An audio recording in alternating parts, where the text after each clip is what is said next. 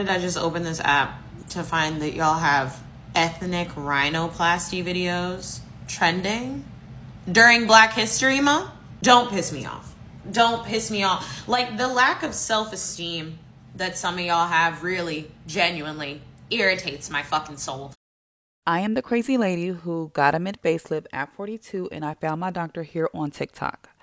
I got a mid-facelift at the age of 42, and some days I woke up looking like a complete monster. At this point, I was feeling extremely regretful, questioning my decisions, and just not understanding why I did this to myself. Especially when I was going through those eye issues, I literally wanted to rip my eyeballs out. This eye is so annoying. This is your warning.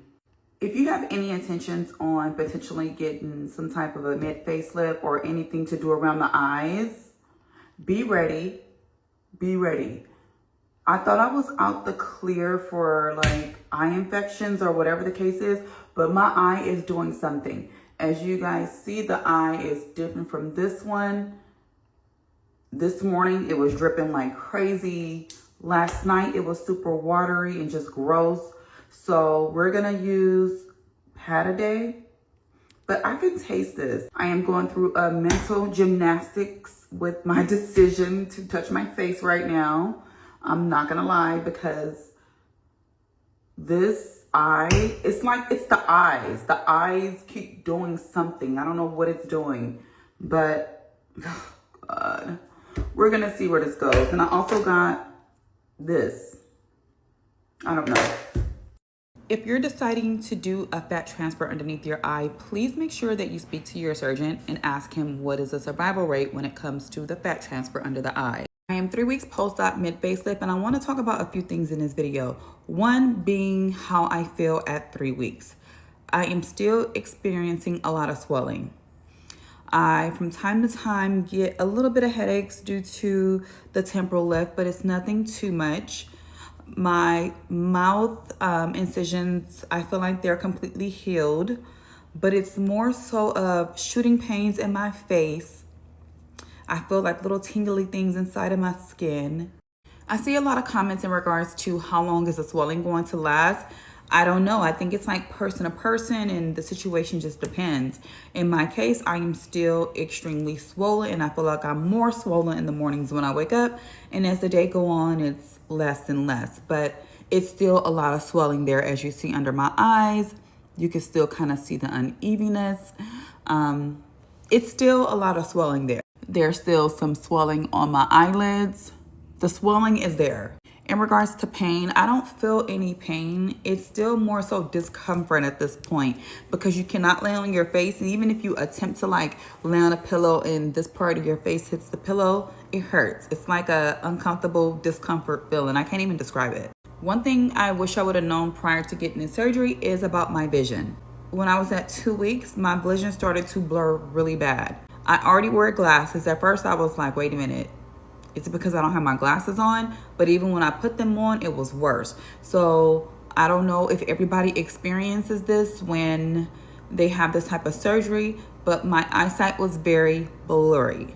Another thing, if you have intentions on getting the surgery, please get it at least 5 months before any engagement that you choose to do.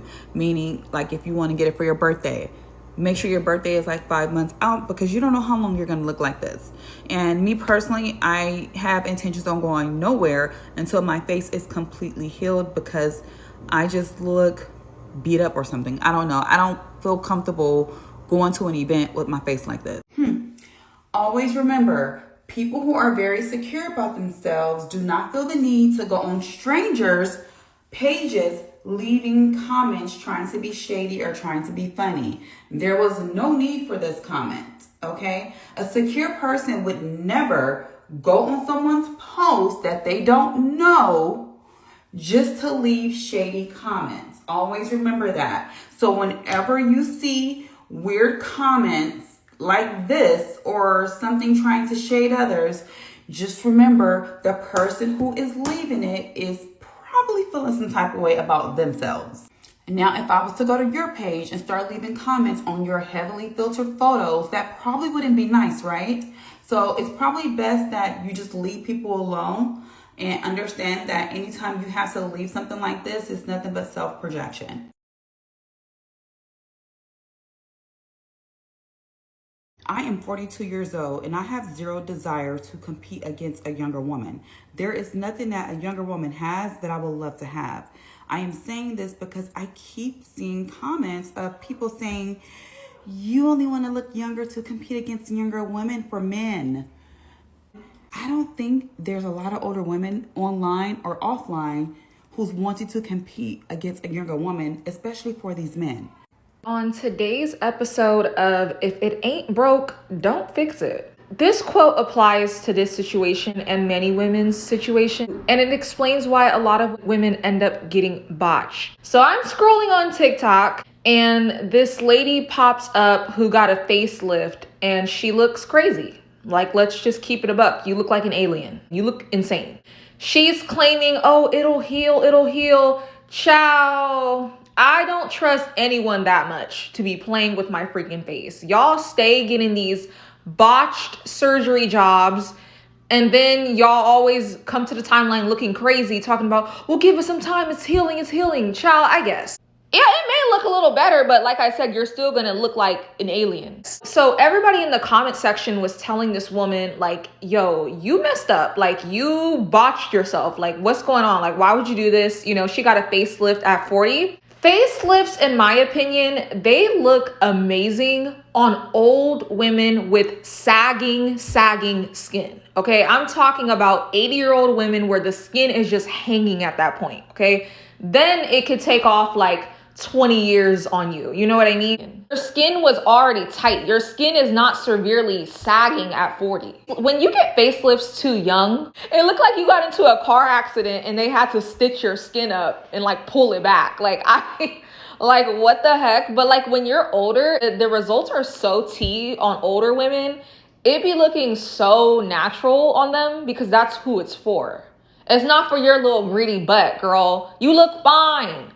Wasn't nothing wrong with you before. If things are not broke, don't fix it. You're gonna hear me repeat that quote all throughout the video because that is the principle of this video, okay? So now that this lady looks broken, I was curious to know what she looked like before, because 9 times out of 10, she probably was pretty before. Usually the pipeline of people ending up botched, it's when pretty women get greedy. When already pretty women, because this is her before, she was pretty before, but I'm not gonna lie, I did a little bit of research on her page. Even before, so even in these photos, she's claiming that she has a whole ton of surgery done in these photos. Black women, your nose job is supposed to be undetectable. You guys are asking for the wrong noses. You guys are asking for noses that does not fit your face. I am someone who had an ethnic rhinoplasty and you can't even tell. This is the belly that I had prior to getting a tummy tuck. I am going to explain to you guys who I think qualifies for liposuction and who I think qualifies for a tummy tuck, because I think those two are getting a little bit confused. I got my boobs done 12 years ago, and literally 2 months later, my car was repossessed. However, that was my first and last time doing something that financially irresponsible. I did not need that. I was only doing it to keep a man at the time, and that was silly. Back, as you guys know, I have gone out of the country. I've had 2 surgeries done here in the US, which was my boobs and my second tummy tuck, but everything else was done out of the country, meaning it was not as expensive. So I say all this to say, make sure you are doing things responsible. Okay, so this is a highly insecure woman. I don't care. Once you lay on the table and let those people play with your body and just go to sleep and hope to God you look good when you wake up, you are insecure. Okay, to me, that is rock bottom. And to me, it just shows your mentality, like you have nothing to lose, right? Personally, that's why I don't get surgery, because I have everything to lose. You know, there's a lot of beautiful women out there, and chasing perfection, it's addicting. She said she got all types of work done on her body from the head to the toe. Okay. And yeah, I mean, surgery, I'm not gonna lie, like the first rounds, from what I noticed, it typically looks good, and then women get greedy. Okay. Summer Walker, for example. I remember Summer Walker's first BBL. It looked hella good on her. She looked great. She was like slim with it, and it kind of still looked natural. And then she got more and more and more and more. And again, it's that addiction of chasing perfection that us women can get addicted to. This girl who already had a ton of surgery that's on the screen, you looked sexy. You looked fine as hell before, girl. You look good for freaking 40. Why did you get more and more and more? Y'all get so much work done, you start to literally look like a freaking alien. Most women who get too much filler, in case nobody has told you, you look like you ate something spicy and it looks like you're having an allergic reaction. For a lot of you girls, you are white. We don't expect white women to have these huge lips. So just be yourself. Embrace however God made you. You can find the beauty in everything. There's beauty in slim lips, okay? I think slim lips look pretty good on white girls. It fits their phenotype. You know what I mean? And also another thing that I wanted to say is sometimes when women get too much surgery, it starts to look suspicious and you really start to look like a transgender. I'm serious. I knew of this one girl. She got all types of work done. She would lie about it and she thought nobody could tell. But it's like, girl, again, you have the swollen face look. It looks like you just ate something extremely spicy and you look like you constantly have an allergic reaction on your lips, right? But she would lie and say, oh no, I didn't get surgery. I think that's like a starter kit. Like when women get surgery, they always lie at first. She wasn't fooling anyone.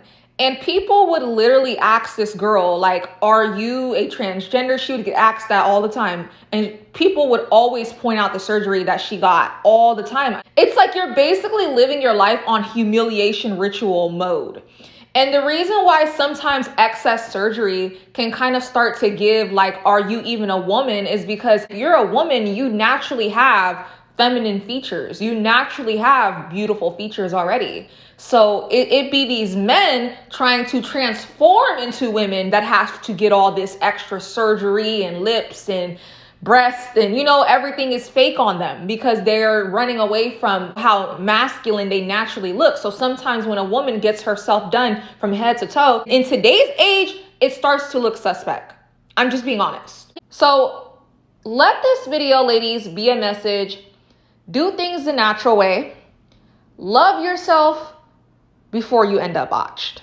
Like a lot of these girls walking around. Personally, I don't play about my beauty. That's the one thing as a woman that I'm very prideful about. I just would never gamble with my beauty. Yeah, there's some women who have amazing results from getting plastic surgery. Well, I think that's rare, to be honest. I mean, it's all on Instagram because they Photoshop, but in person, super rare. Because these girls be looking crazy in person. But they know how to finesse with filters and stuff like that. So yeah, that's just me. Like, I don't see myself laying on someone's table and like literally flipping a coin. That's what it feels like to me. And praying to God that when I wake up, I look decent. I'm okay. I'm not too bad looking and I'll just stay exactly where I'm at and just enhance myself the natural way like everybody else with a little bit of makeup, you know, some contouring clothes and call it a day. I'm sorry, like no. And some people, you know, some looks maxers I seen, they said that this video that I'm doing, like people who make content like what I just did, it's fear mongering. Like the thing about it is, so what? Like I think sometimes fear mongering is healthy and it's good. Things should be fear mongered. Yes, women should be fearful of getting surgery. You shouldn't have this very open relationship and free relationship with letting someone cut you up and play with your looks. I'm sorry. No, you should be fearful and think twice about doing stuff like that. So fear mongering, I don't care if people think that this is fear mongering. Good. That's the point of the freaking video.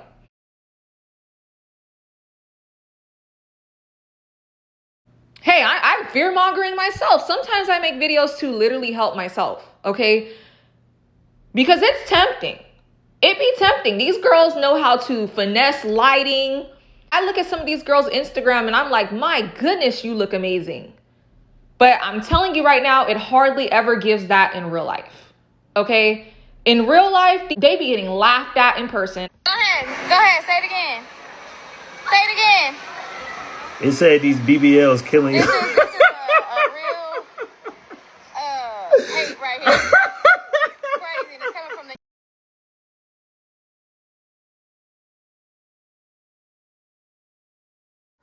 They must have struck a nerve. If those were two full-grown adults, you wouldn't have said nothing.